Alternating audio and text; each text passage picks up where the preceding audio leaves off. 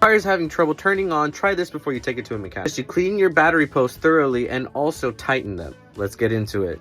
As you can see in this picture, there's light corrosion, so we're going to clean that up. You're going to need a 10mm socket and ratchet along with some gloves, baking soda, and water.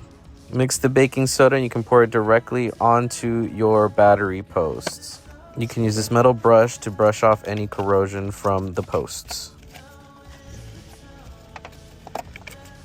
After cleaning and getting off all the corrosion, make sure the nuts are nice and tight with your 10mm socket ratchet.